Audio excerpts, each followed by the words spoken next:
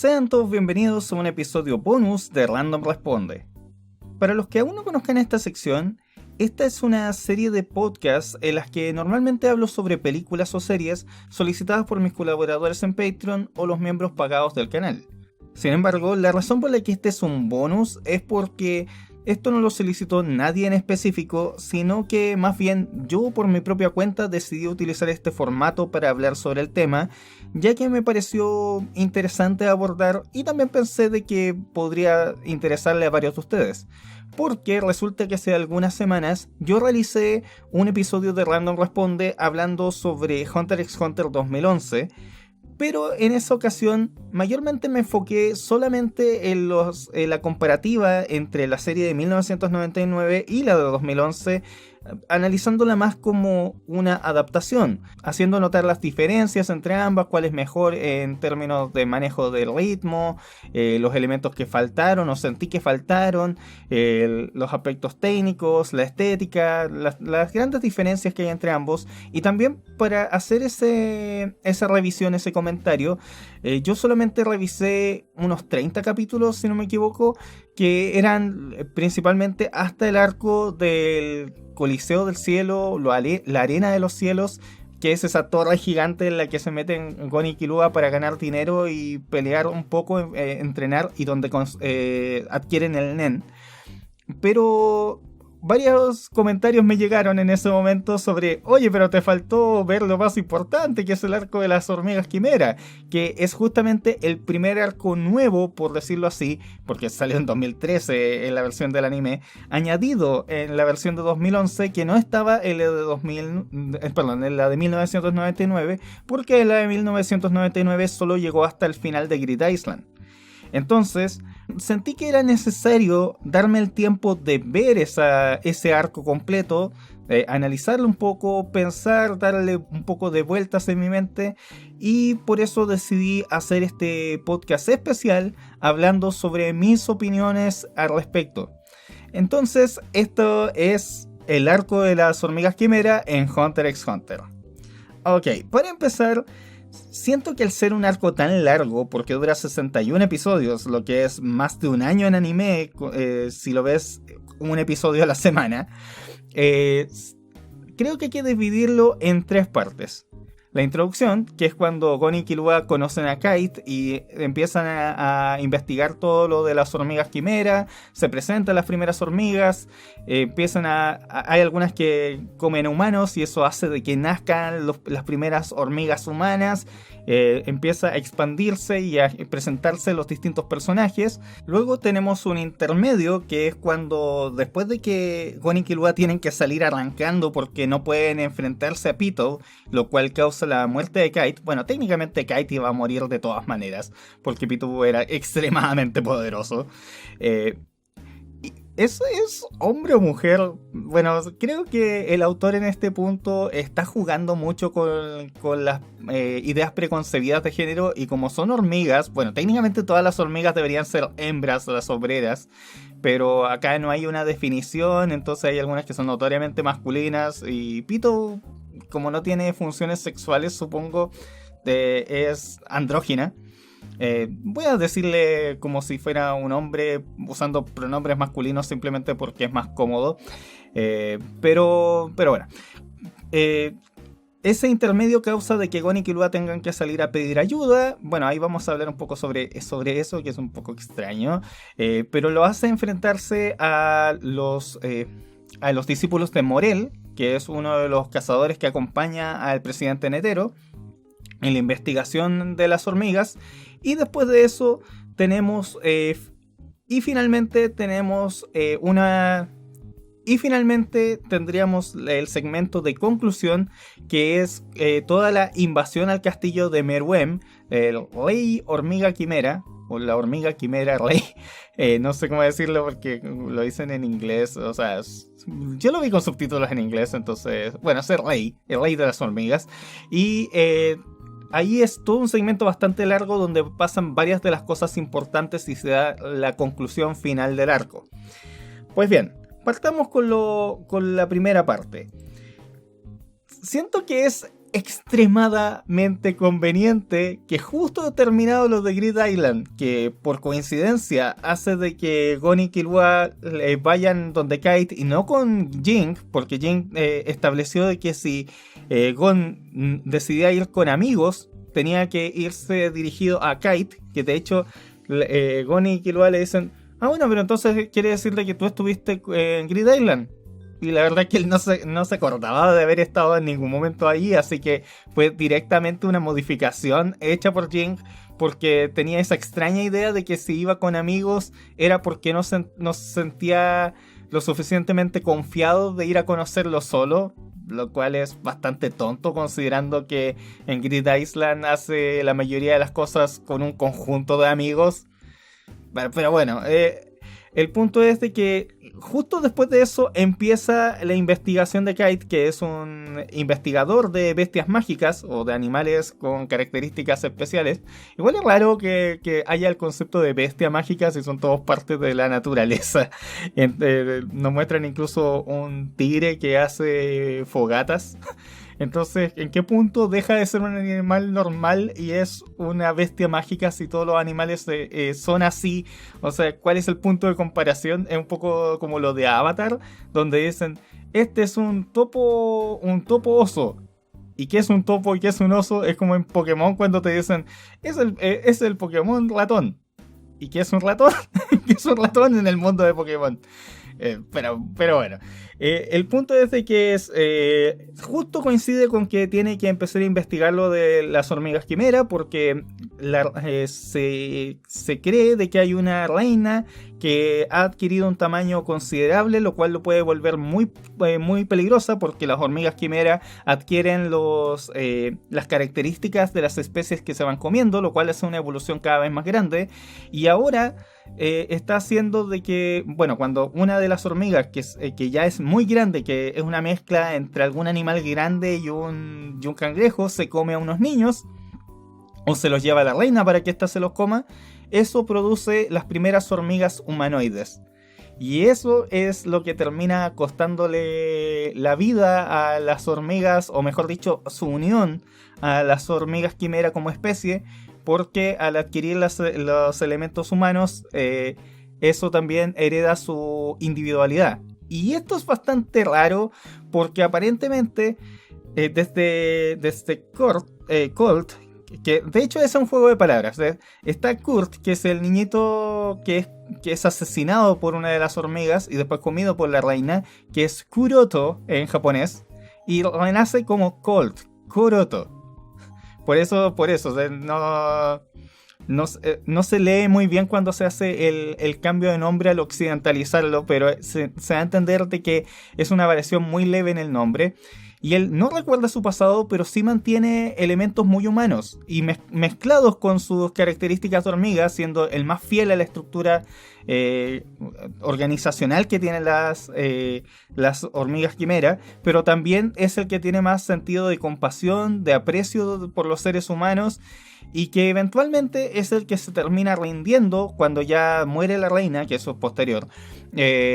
Y que lamentablemente siento de que si bien el anime expande un poco más porque en un momento ve a su madre y también tiene la regla estricta de que no coman niños, porque debe tener como una asociación al hecho de que murió como un niño, pero me hubiera gustado que él jugara un rol mucho más importante que solo quedarse en la oficina de la Asociación de Cazadores y dar información sobre la estructura de las hormigas quimera.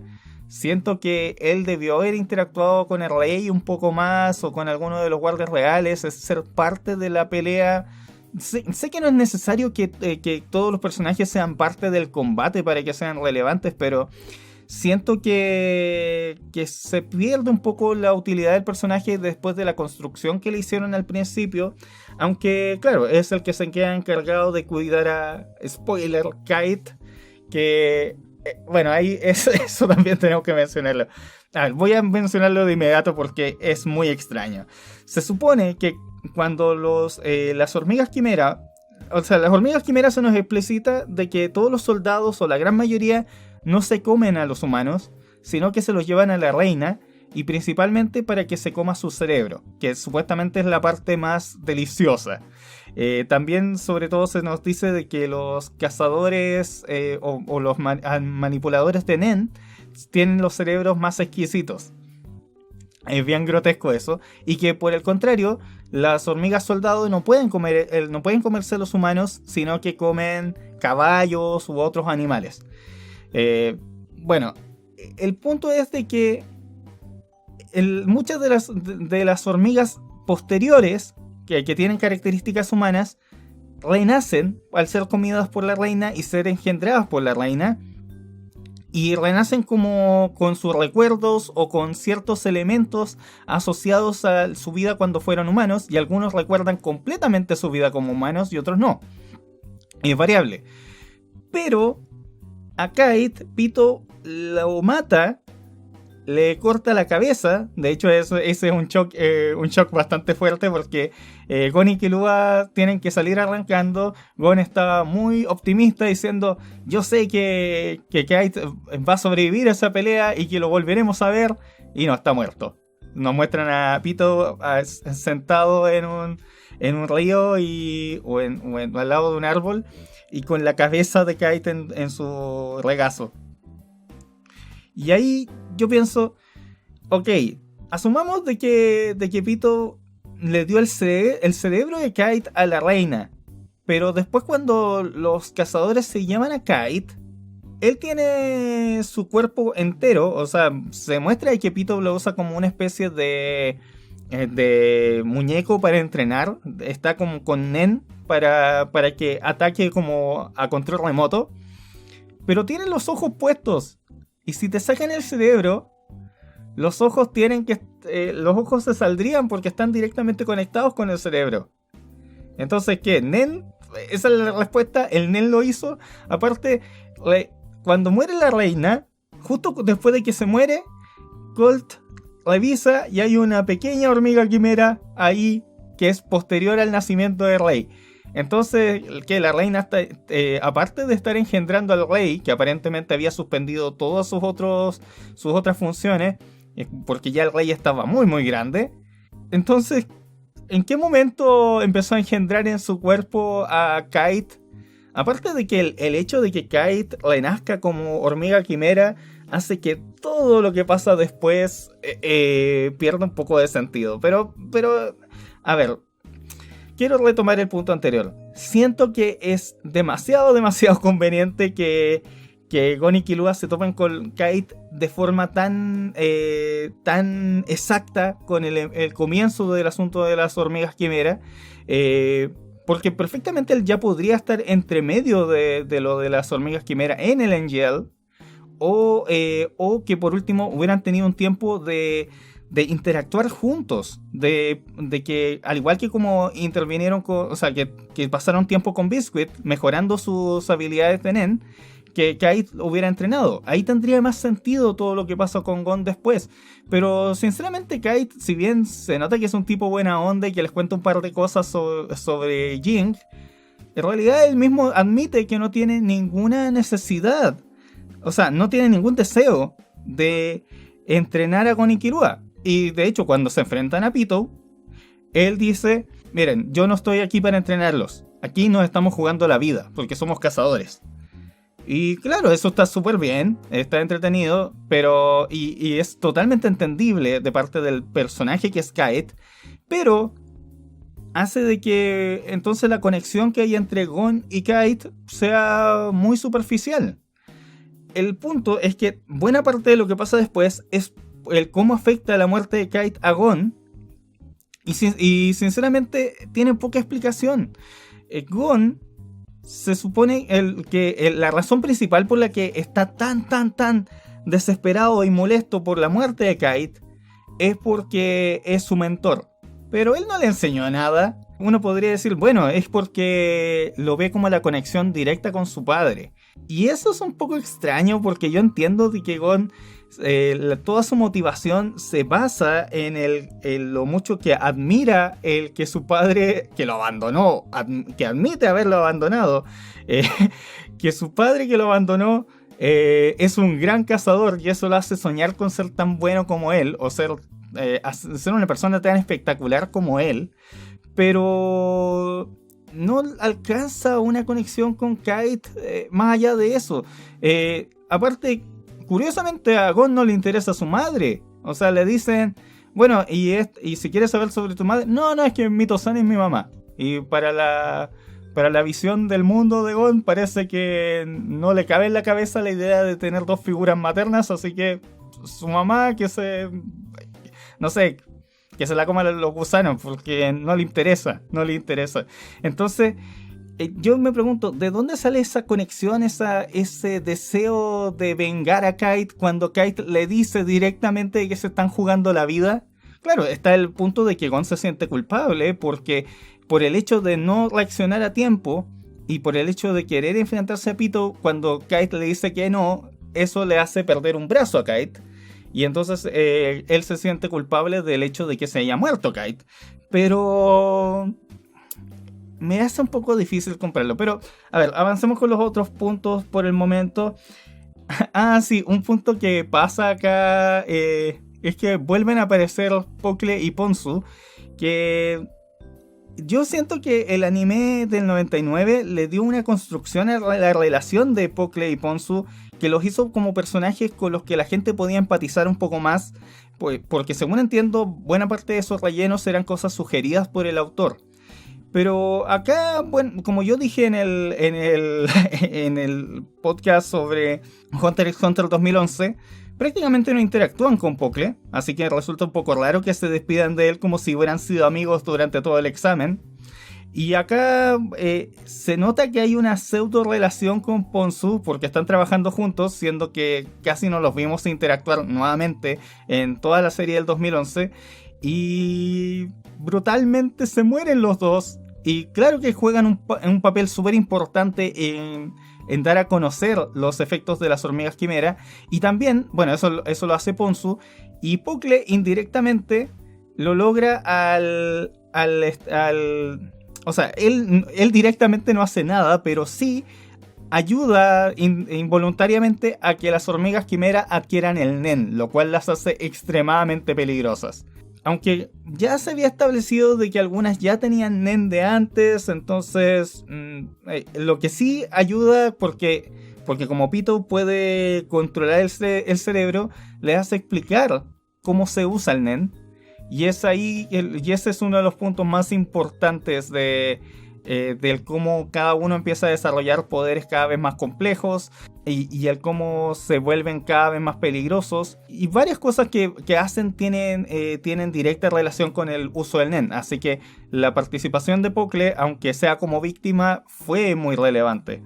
Revisando, perdón si me demoro un poco. Sí, algo que me gustó mucho de este segmento y del intermedio es lo brutalmente poderosa que se ve, o poderoso que se ve Pitou, que realmente está muy bien construido. O sea, y en realidad toda la construcción de mundo es bastante buena de toda esta primera parte. Establecernos el NGL como esta especie de dictadura que es, bueno, es una dictadura a medias porque tiene un líder todopoderoso que es Jiro, del que se nos habla posteriormente, que hace un montón de cosas a oscuras de su gente, pero también se nos dice que la gente de ahí vive por su cuenta, entonces se vuelve como el lugar ideal para que las hormigas quimeras se desarrollen, porque como es un país principalmente dedicado a vivir alejado de la tecnología y más en contacto con la naturaleza, donde cualquier cosa que hagan los animales se entiende como el orden natural de las cosas, entonces no aceptan la intervención del mundo exterior en el tratar plagas o el ataque o la muerte por animales, como son las hormigas quimeras. Entonces esos puntos son bastante buenos. Y también el cómo se nos van explicitando las relaciones entre las distintas hormigas que van naciendo, que empiezan a haber disidencias, que hay algunas que tienen un sadismo mayor, Mientras que Colt es directamente de cumplir los deseos de la reina y punto. Hay otros que están interesados en aprender más sobre el mundo de los humanos. Otros que intentan manipular y ver si ellos pueden reemplazar al rey o a la reina. Y todas esas interacciones describen muy bien sobre lo que son relaciones humanas. Y da a entender, es bastante interesante cómo le agregan interés incluso al hecho de tener un nombre. Ellos cada uno al descubrir lo que son los nombres y que los seres humanos lo utilizan, ven bastante interés en poder tener esa individualidad a través de los nombres, sin darse cuenta de que esa individualidad justamente es lo que los va alejando cada vez más de ser hormigas. Igual eso es algo curioso. La serie está constantemente refiriéndose a ellos como hormigas, porque salvo por la reina, ninguno parece hormiga. La gran mayoría que parecen leones, tigres, chitas, lobos, etcétera, etcétera, y ninguno parece hormiga. Cuando mucho algunos tienen los pies como hormiga o alguno de los brazos, pero la gran mayoría ni siquiera parece insecto ya a ese punto. Pero el cómo se te presenta a Pitou como ese ser peligroso hace pensar por un momento que incluso ella es más peligrosa que Meruem, el que termina siendo el antagonista central. O por lo menos desde la perspectiva de los protagonistas, Meruem es el antagonista central. En toda esa primera parte, la antagonista central vendría siendo la reina, aunque ella no interactúa casi nunca con los protagonistas. Pero por un largo rato se nos establece a Pitou como la máxima amenaza, al punto de que el presidente Netero dice: esa cosa es posible que sea más poderosa que yo. Después, en el intermedio, esta es otra de esas cosas que me parecieron extrañas en la forma que fueron construidas. Porque cuando sale arrancando Killua con Gon a sus andas, porque tuvo que noquear a Gon para sacarlo, en ese punto, justo cuando se va yendo, se encuentra con el presidente Netero, con Morel y Nov. Y el presidente Netero les pasa como unas fichas, y donde le dice que tienen que enfrentarse a los discípulos de Morel para decidir quiénes de ellos van a ayudarlos en el NGL de vuelta, y les da un mes para que se entrenen, para que los enfrenten, y si los derrotan pueden ir al MGL a enfrentarse a las hormigas quimera. Pero ahí, bueno, primero, un mes o sea, darles un plazo de un mes cuando saben que Kite debe estar por lo menos prisionero. Bueno, ya para ese punto estaba muerto, pero prisionero de las hormigas quimera es muchísimo tiempo. O sea, ¿cómo esperaban de que no se lo fueran a comer si las hormigas se estaban comiendo humanos desde hace rato? Y también, ¿cómo sabía el presidente Netero de que Gon y Killua iban a llegar corriendo? ¿Y por qué dejaron a esos discípulos en esa ciudad esperando a Gon y Killua? ¿Qué acaso Kite sabía de antemano que iban a fallar? ¿O le mandó un mensaje al presidente Netero para eso? Eso no lo explican en ningún punto. De verdad no creo que lo hayan explicado y por qué estaban esperándolos. Y de hecho, ellos llegan y conocen a Palm, que es la discípula de Nov, y le dicen: oye, pero no tenemos que pelear contigo. No, tienen que pelear con los otros dos, y si ustedes ganan yo voy con ustedes. Entonces es aún más raro. La idea original era de que Palm se enfrentara a Knuckle y Shoot, y se le ocurrió lo de Gon y Killua a última hora. También pasa una situación bastante curiosa, que es como Killua tiene ese trauma, por decirlo de alguna manera, que le implantó Irumi, que le hace no querer enfrentarse o arrancar de cualquier pelea que no esté seguro que puede ganar. Ahí Biscuit le dice: tu indecisión es la que puede costarle la vida a Gon. Si tú no logras vencer a Shoot, entonces tienes que dejar a Gon para siempre. Y en su momento, como la pelea contra Knuckle hace de que Gon se quede por lo menos una semana, no me acuerdo cuánto tiempo, sin utilizar el Nen, porque está no me acuerdo cómo se llama el monito ese, pero que es un ser de Nen que le cobra como impuestos de Nen, que se va acumulando y después lo deja seco por un largo tiempo. Eso ahí Killua dice, bueno, evitaré que nadie te haga daño y después de eso será el final. Y es un drama bastante fuerte que se nos pone, pero que después no llega a conclusión. Porque como que Killua ya tiene la decisión de que, bueno, perdí con Shoot, no pude, o sea, mi amistad con Gon no fue más importante que las presiones que puso Irumi sobre mí. Y así que tengo que dejar a Gon porque no soy bueno para él. Pero después la historia cambia hacia otro conflicto y entonces Killua nunca tiene la oportunidad de dejar a Gon y se ve obligado a estar con él porque la historia se mueve hacia el conflicto de Gon y Killua tratando de ser un buen amigo, tratar de ayudar a Gon de la manera que pueda sin saber cómo hacerlo. Y claro que la historia se conecta en esa forma, pero también esa parte se soluciona de una manera muy insatisfactoria. A ver, no sé si me expreso bien.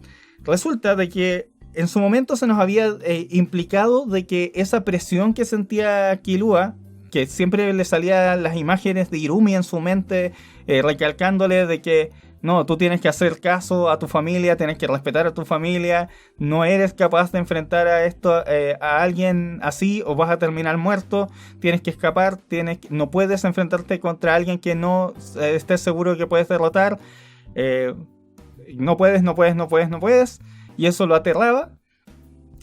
Y al final eso era una aguja de Irumi en el cerebro de Killua, el cual entre medio de una pelea descubre, de hecho contra una de las hormigas posteriormente, él descubre que la tenía en la cabeza y se la saca, se la arranca, y eso soluciona su problema. Eso es muy flojo. O sea, eso es un retcon, eso es una continuidad retroactiva. Se le agrega un elemento a la historia que no estaba ahí. Fue como que el autor no supo cómo solucionarlo después de que ya hizo perder a Killua contra Shoot. O sea, en algo que era como muy definitivo. Era, si tú no derrotas a Shoot, tienes que alejarte de Gon. Eso debería haber sido el momento cúlmine para que Killua dijera, ok, ¿me importa más Gon o me importa lo que me diga Irumi? ¿Me importa la educación que me dieron mis padres o me importa la relación con mi mejor amigo? Y ahí debería haber sido el momento donde se rompiera como la estructura mental. Pero acá es algo físico, no es una maldición. Entonces, Ansem perdió la pelea, pero ahora que no tiene la maldición, ahora sí es capaz de estar con Gon porque ya no tiene la aguja de Irumi, así que todo eso que construimos hace rato no importa, es irrelevante. Eso es muy decepcionante. Esa parte no me gustó para nada. Creo que es torpe como solución al hecho de que haya perdido. Y hablando de eso, es bastante extraño el cómo se construye la historia de ahí en adelante, porque todo el asunto de cómo se fueron entrenando contra Knuckle, bueno, la historia se centró en el enfrentamiento de Gon contra Knuckle, no de Gon y Killua contra Knuckle, y porque el enfrentamiento contra Shoot, como dije, al final Shoot ganó. Se nos implica que siempre había sido un cobarde, que evitaba los enfrentamientos y que incluso su habilidad Nen como que iba hacia eso. Aunque ese punto tampoco se juega una parte muy relevante después en el enfrentamiento contra Yuppie. Porque Shoot simplemente es como, oh sí, ahora descubrí que soy capaz de pelear y que puedo estar dispuesto a sacrificar mi vida y enfrentar directamente un combate. Entonces como que eso fue un poco irrelevante también, el decirnos de que Shoot era un cobarde. Pero a ver, inesperadamente Gon y Killua pierden ese test, a pesar de que los entrena Biscuit, a pesar de que se nos pone la condición de que si perdía Killua contra Shoot tenía que alejarse de Gon.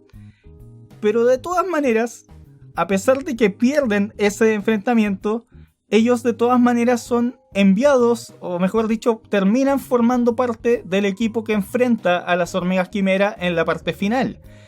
Incluso se nos establece de que Gon iba a enfrentarse a Pitou. Bueno, eran Gon y Killua contra Pitou, Shoot y Knuckle contra Yuppie, y Morel y Nov contra Puff, creo que esa era la idea original. E incluso se nos establece, bueno, ahora tenemos que separarlos para que se alejen del rey, pero en realidad eso no pasa porque todo se desordena, lo cual igual está bien, o sea, es bueno cuando una historia te establece como una posibilidad de estructurada y después distintos eventos inesperados hacen cambio de planes. Eso es bueno. Por ejemplo, una cosa como lo de las 12 casas en los Caballeros del Zodiaco, donde hay 12 caballeros esperando al grupo y te vas enfrentando uno a cada uno de los villanos o de los antagonistas en este caso.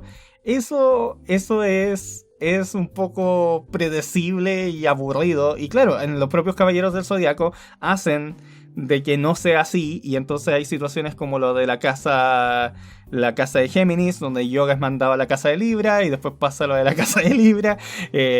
Bueno, la referencia obvia. Hay ciertas cosas inesperadas. Hay un par de casas vacías. El primero ni siquiera es un antagonista. Pasan distintas cosas con cada uno de ellos. Por lo tanto, cuando tú rompes los planes originalmente establecidos, eso es bueno. Y de hecho en ese sentido yo creo que la historia jugó bien con esos elementos, haciéndote aparecer ciertas hormigas que originalmente estaban atacando a los protagonistas, pero después deciden agregarse. Y de hecho me sorprendió mucho y de manera positiva el cómo elementos que parecían ser estar ahí porque sí o ser un relleno, como el camaleón, que en este momento no me acuerdo cómo se llamaba, e Icalgo, que es el pulpo, que no le gusta que le digan pulpo porque prefiere ser llamado calamar. Ellos, yo pensé que estaban un poco ahí como de relleno, como que eran para estirar la historia, pero al final cada uno de ellos tiene una participación importante en distintos eventos. Cuando empieza lo de la invasión al castillo de Meruem, porque Meruem deja el hormiguero junto a sus guardias reales, lo cual hace que todas las otras hormigas se vayan alejando porque la reina está muerta. Ahí hay un montón de subhistorias que se van construyendo, como la pelea de Knuckleshot contra Yuppie, lo de Morel enfrentándose a Puff, que al final se termina escapando, y la parte en la que llegan Netero y Zeno a enfrentarse a Meruem, que en realidad es simplemente para sacarlo de ahí. Pero en un momento porque toda esa parte es explicada de forma bastante larga, sobre todo porque se mete un narrador a hablarte y describirte un montón de secuencias, lo cual hace que todo pase extremadamente lento. Y yo pensé, bueno, todo esto lo que está pasando con Icalgo en los subterráneos, o la parte de Palm tratando de invadir el castillo por el subterráneo, todo eso yo pensé, bueno, todo eso se puede sacar de la historia y no la modifica, pero al final sí tiene una importancia, sí tiene un peso. De hecho, lo de Icalgo tiene una relación directa con lo de Wulfin, creo que se llama, que es el lobo, que extrañamente es el que hace que cuando Meruem pierde la memoria, la recupere y se acuerde de Komugi cuando él lo menciona. Menciona el nombre de ella. Entonces, cada uno de los elementos realmente estuvieron bien pensados. De hecho, en su momento yo me preguntaba, oye, pero el rey de las hormigas quimera abandona a todos sus súbditos porque el objetivo según lo que nos explicaban, era que la especie de las hormigas quimera, una vez que la reina engendra el rey abandona el hormiguero y se consigue una nueva reina o varias nuevas reinas y empieza que van a generar nuevos reyes y así sucesivamente. Pero él deja abandonados a todos sus súbditos y yo pensé, ¿y qué reino quiere hacer? ¿Qué clase de control puede tener sobre el mundo si no tiene súbditos? Si va a tener engañado a todo un país pensando de que su rey está vivo, cuando no está vivo, porque bueno, técnicamente sí está vivo porque el líder del Gorto del Este, el real, está en otro lado, pero el que estaba ahí como títere, Meruem lo reemplaza y en su momento te hace pensar de que, ¿y cómo lo va a hacer? Solamente tiene a los tres guardias reales, que son hormigas, entonces no saben nada de la administración de un país. ¿cómo va a manejar esto? ¿Solamente por la fuerza con sus fuerzas militares títeres que maneja Pitou? Y resulta de que inesperadamente, tal como lo hace cualquier dictador que toma el poder, él mantiene parte de la estructura que ya estaban dando. O sea, hay un primer ministro al cual mantiene con vida y que maneja el país desde las sombras.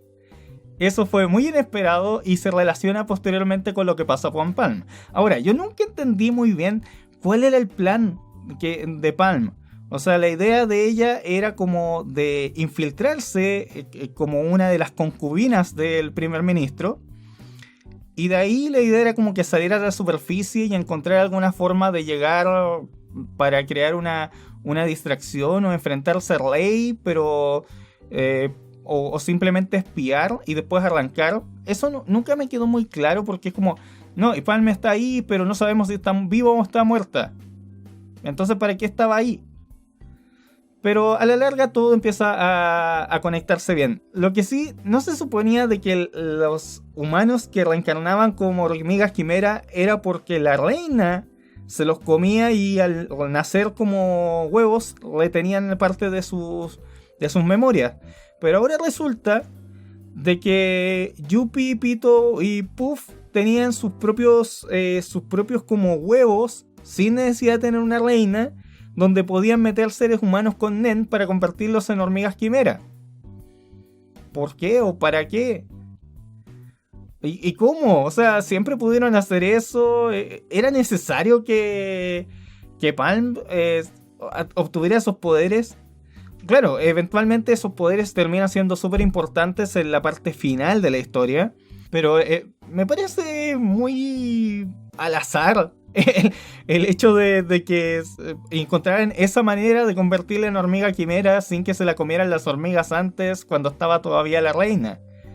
Era como porque ella tenía como una esfera de cristal que le permitía ver a cualquier persona que hubiera conocido y verla en cualquier momento, en cualquier lugar. Y de hecho, ella encuentra a Biscuit, que no conocía, utilizando su poder de la bola de cristal. Y su poder pasa a tener relación como con eso, porque ahora tiene como la bola de cristal en la frente, pero es solamente las personas a las que haya visto. Es raro, es extraño. Pero bueno, es muy interesante y sinceramente sorprendente el cómo se va dando las distintas peleas. Y aunque yo sé que para muchos fans de los shonen de pelea puede ser un poco insatisfactorio, me gustó bastante la construcción de la historia de Meruem. Cuando aparece como Ugi es inesperado porque es un factor que nadie se esperaba. Ni las hormigas, ni los otros seres humanos, porque todos esperaban que fuera un enfrentamiento simplemente entre los humanos y las hormigas quimera, derrotar a Meruem o a los distintos guardias reales y punto. Pero al aparecer como Ugi, eso empieza a cambiar la perspectiva del mundo de Meruem, porque empieza a abrazar su lado humano. Ahora, muchos dicen, oye, pero Meruem nunca hizo nada malo. Sí hizo cosas malas. Ahora bien, uno puede decir, no era necesariamente malo porque es un animal, es un insecto y vive como insecto. En parte sí, pero al adquirir moralidad, entonces se vuelve consciente de sus actos y sabe que hay cosas que hace sin razón, y si tú agredes a alguien sin razón, eso es algo malo. Él asesinó a personas porque sí, porque perdían juegos con él. Cuando él invadió el castillo del líder de Gortó del Este, él asesinó al líder porque lo consideraba una ofensa al orden natural de las cosas, de que una persona estúpida y físicamente inepta estuviera a cargo de todo un reino. Ya, ahí tú puedes entender eso. También cuando están las bailarinas que lo servían, y ellas le piden que les perdone la vida, le dice, ¿y ustedes le perdonan la vida a los cerdos que se comen? Y claro, él los ve como alimento, para él no tienen mayor importancia los seres humanos, pero cuando empieza a tener esos partidos contra el campeón de ajedrez, contra el campeón de shogi, de go, que son los distintos juegos de mesa, él los mata porque sí. Él mata y después quiere hacer eso de la selección para tener como su nuevo mundo perfecto De hecho, originalmente creo que quería exterminar a la gran mayoría de los seres humanos y al resto usarlos como marionetas, igual que como a Kite. Pero entonces él sí hizo cosas malas, pero al ir adquiriendo conexión con Komugi, teniendo el deseo de protegerla, al verla como alguien frágil y el sentir una especie de empatía por ella, y al ver cómo ella reaccionaba, porque tristemente ella se sentía como menos que basura al ser una persona ciega en una dictadura horrenda, y que lo único que la mantenía viva era poder seguir ganando en Gungi. Eso lo empezó a conmover. Ahora, muchos dicen, pero entonces él no es un villano. No necesariamente, es un antagonista. Quizás no es un villano propiamente tal, porque era como un extremista, era alguien que tenía una visión de mundo, y claro que eso iba a implicar una serie de muertes, y por eso Netero sentía la necesidad de detenerlo, porque en cierta forma era una destrucción del status quo. Eso siempre va a ser cuestionable, siempre va a ser bien debatible, pero muchos dicen, bueno, no debería haber muerto, debería haber habido una manera de encontrar una forma de establecer una relación con él sin necesidad de matarlo. Pero lamentablemente no creo que eso sea, porque el momento en el que él se vuelve más humano es cuando se encuentra con que su destino ya está decidido. Cuando entiende que tiene los días contados, es cuando entiende qué es lo que es verdaderamente importante para él. Y por eso ya no le importa que si se mueren sus secuaces, no le importa conquistar el mundo. Lo único que quiere es pasar los últimos días de su vida jugando con Komugi. E incluso le ofrece a ella el dejarlo, porque el veneno con el que se le infectó, que es bien raro, que es una bomba veneno, es como un arma biológica que hace que el que está infectado por eso se contagie a los demás. Es un poco raro, pero bueno, él dice de que si ella pasa demasiado tiempo con él, ella puede morir también.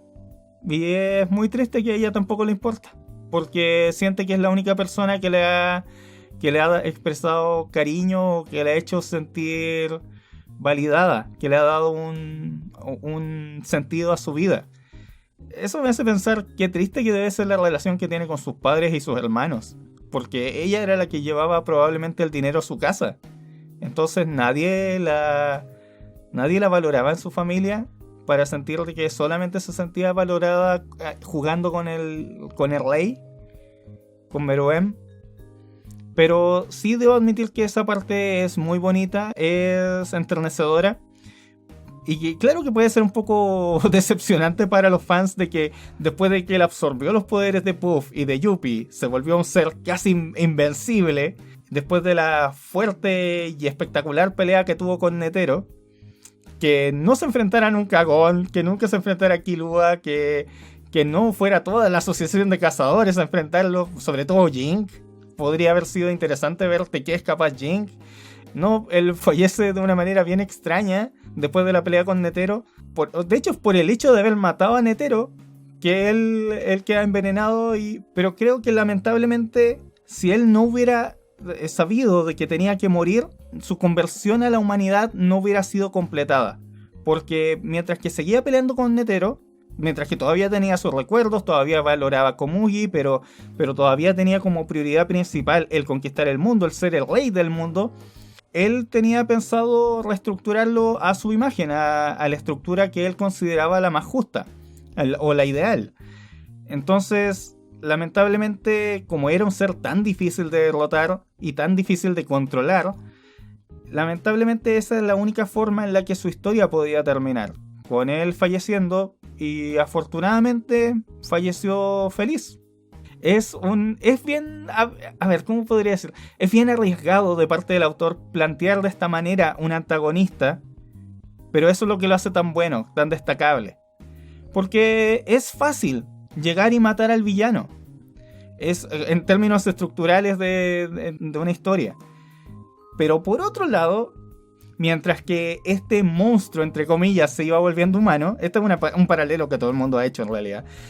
Gon, nuestro protagonista, se hace cada vez menos humano.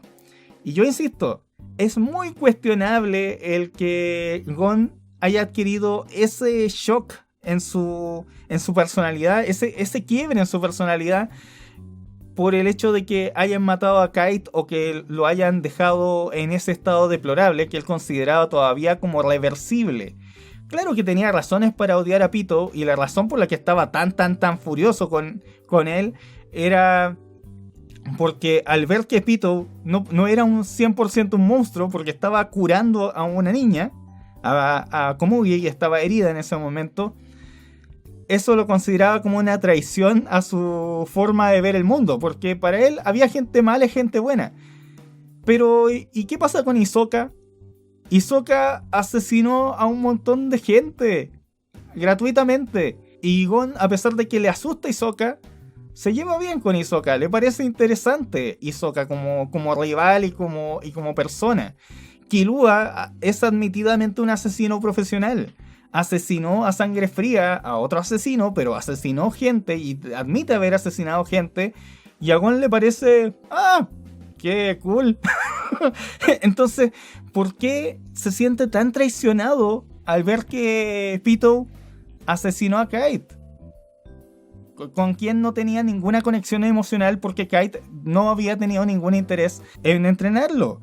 Él, o sea, uno va a decir, bueno, es porque era su mentor. Pero nuevamente, Biscuit es más mentora de Gon que Kite. Kite no hizo nada para enseñarle nada, salvo hablarle de su padre. Entonces sería como que, creo que esto ya lo mencioné, pero a lo mejor la razón principal era porque Gon veía reflejado a su padre en Kite. A alguien a quien admira tanto, sin razón aparente, más allá de encontrarlo como muy cool. Pero eso se vuelve bien cuestionable. Y claro, uno puede decir que simplemente esto es un quiebre emocional en Gon que no lo hace actuar de forma racional. Y eso puede ser una buena explicación, pero también siento de que el autor lo hizo simplemente para establecer trama, para generar esta situación donde no se dé el choque entre Gon y Pitou de forma directa, porque de otra manera hubiera sido probablemente Knuckle Shot y Gon y Killua contra Pitou simultáneamente, y eso hubiera sido un poco excesivo, porque ahora todos tenían poderes especiales, sobre todo Knuckle, que tiene el poder ese de quitarle la utilización del Nen. Pero se supone que Pitou de todas maneras es muy poderoso incluso sin Nen, entonces igual hubiera sido una buena pelea. Y de ahí pasamos a la transformación rara esta de Gon.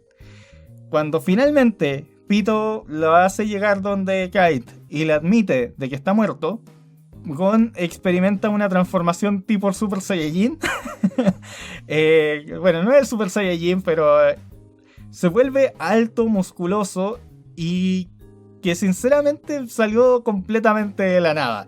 Claro, haciendo un poco de esfuerzo, yo puedo decirte que quizá, como el Nen permite hacer un montón de cosas, Gon hizo una situación en la que, como él es un amplificador, eso amplificó temporalmente su hormona del crecimiento o algo. Pero ¿por qué eso es reversible? No lo sé, pero eso lo hizo adquirir un poder inimaginable, lo hizo crecer a la edad que tendría que tener y al nivel de entrenamiento que tendría que tener para poder derrotar a Pitou, a cambio de no poder seguir usando Nen nunca más.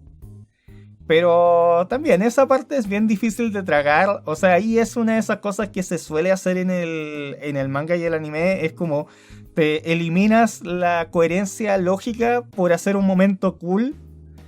Y es este punto donde Gon está triste pero furioso.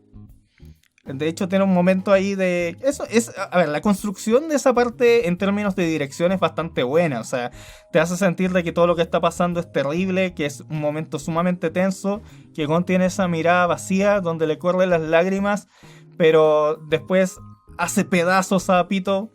Lo destruye, lo hace... O sea, no hay competencia. Y es un poco raro eso de que después de que te construyeron tanto a Pitou como este ser, que su propia aura es peligrosa y trauma a Noph, porque Noph queda calvo después de todo eso. En cambio acá no es capaz de hacer nada ni conectarle un solo golpe a Gon con esa transformación. Y claro que es cool ese momento, pero no tiene mucho sentido. O sea, tiene sentido en términos del funcionamiento de la historia, pero en construcción de la historia no, porque en ningún momento se nos dice de que Gon sea capaz de hacer eso. Ese poder salió completamente de la nada y uno tiene que empezar a explicar todas esas cosas retroactivamente. Eso lo sentí un poco vacío. Pero me gustó ese paralelo de todas maneras, el hecho de que Meruem se fuera volviendo cada vez más humano, mientras que Gon cada vez menos. Lo que sí es que que después todo esto, lo de Gon, se solucione por Aluka. Hace como. Y el hecho de que Kite reviva de todas maneras como hormiga quimera, como que le quita peso a todo. Pero en general la historia, la forma en la que se va construyendo es bastante buena. Tiene buenos combates. Siento que se podría haber ahorrado mucho tiempo si tú quitas buena parte de esa narración, porque siento que harta de la narración es irrelevante. Hay un par de escenas o eventos que también son raros, como por ejemplo la parte en la que el Genei Reodan se enfrenta a una de las hormigas, bueno, son varias, y que principalmente es para presentarnos los poderes de Kaluto, otro de los hermanos de Killua, que sinceramente no hace mucho por la historia, o sea, no tiene ningún impacto en la historia real, porque tú puedes quitar todo ese segmento. Podrías haber establecido que esa reina fue destruida o asesinada por Morel, por decir algo, y hubiera dado lo mismo. Pero fue interesante ver al Genei Reodan enfrentando a uno de los seres.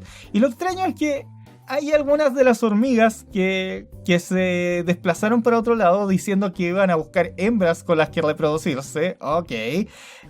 Y uno de ellos es un cocodrilo.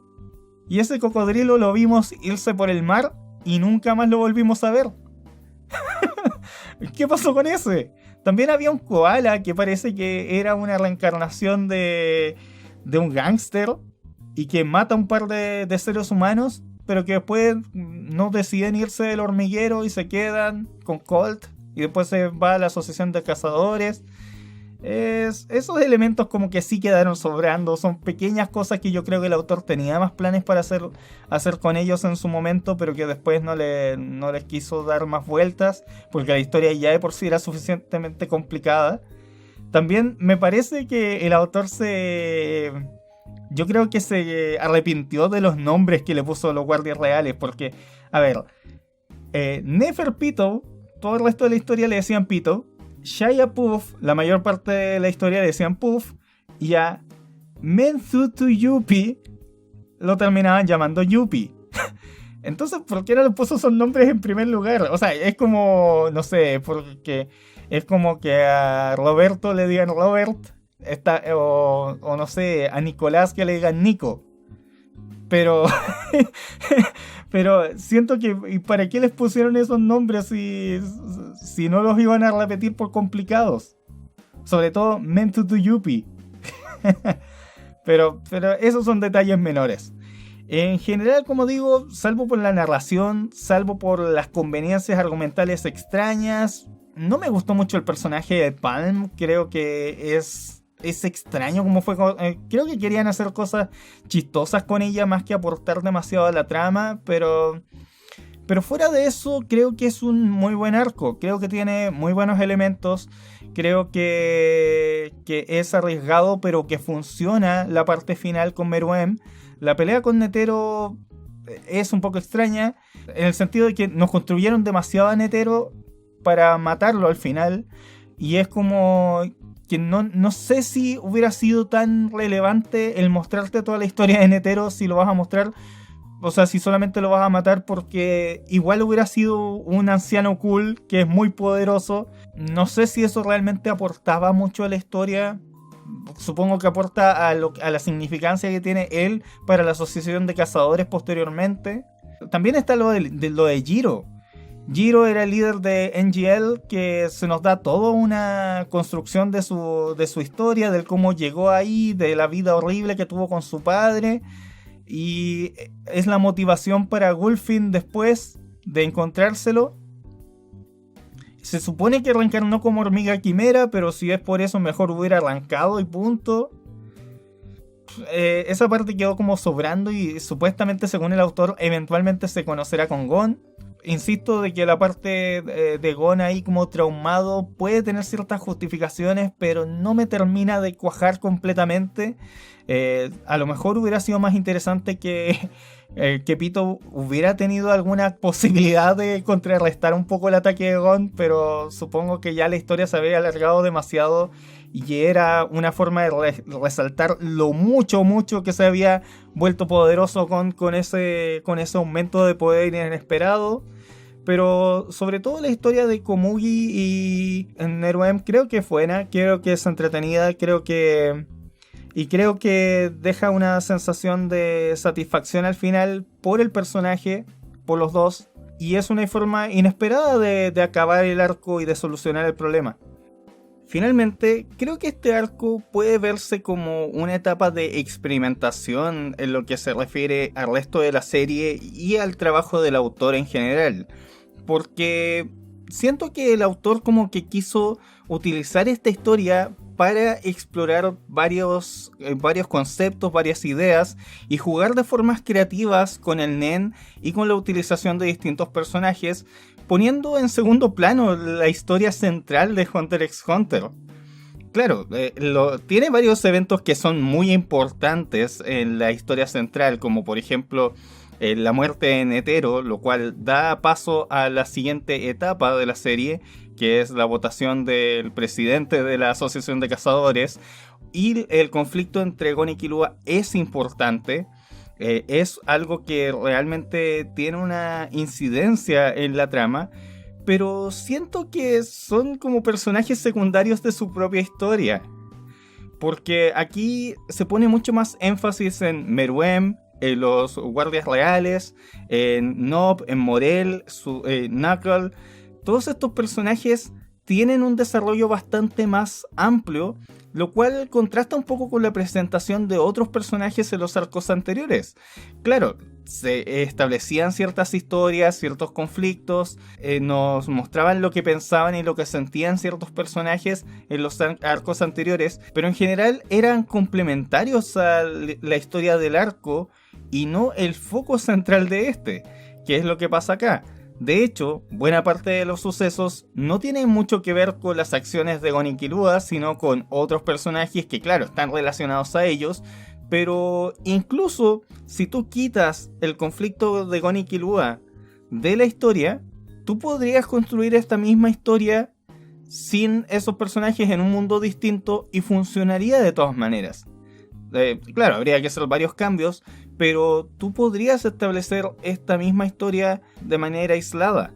Entonces ahí te hace preguntar si era simplemente lo que el autor consideraba que era la mejor forma de plantear a los personajes o introducirlos en esta nueva historia, o era que utilizó el entorno de Hunter x Hunter como una forma de explorar estas nuevas ideas. Se nota mucho con el Nen, que ahora es mucho más de usos creativos, cada vez se parece menos a las artes marciales o al uso de energía espiritual que era la idea original, o como se planteó originalmente, que lo máximo a lo que se podía parecer era como a magia, con la materialización de Kurapika que tenía varias reglas, o la lectura de destino de...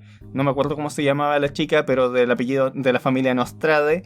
Ella tenía como ahí, como de nacimiento esa habilidad. Pero acá ya cada vez son cosas más extrañas, más locas, y que se parecen mucho a los stands de JoJo. Porque sí, se nota que la serie tiene fuertes influencias de Dragon Ball y de JoJo. Más de JoJo que de Dragon Ball. Pero sí se nota mucho al ver una serie y la otra de dónde salió la influencia. Y eso no es malo.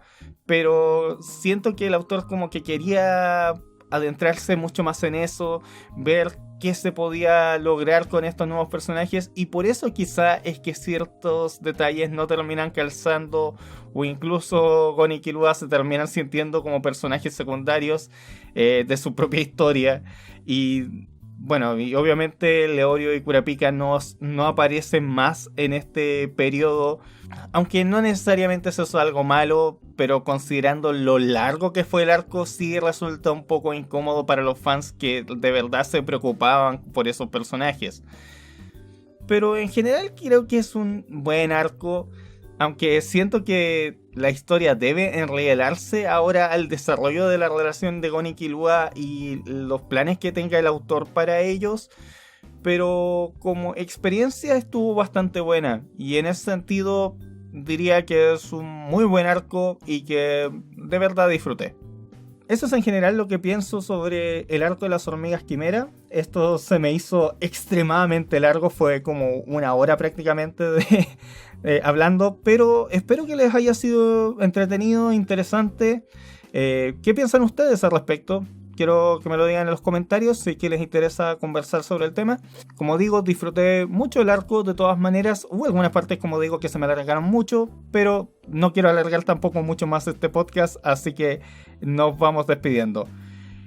Eso ha sido todo por el día de hoy. Espero tener más videos pronto y nos vemos en la próxima. Adiós.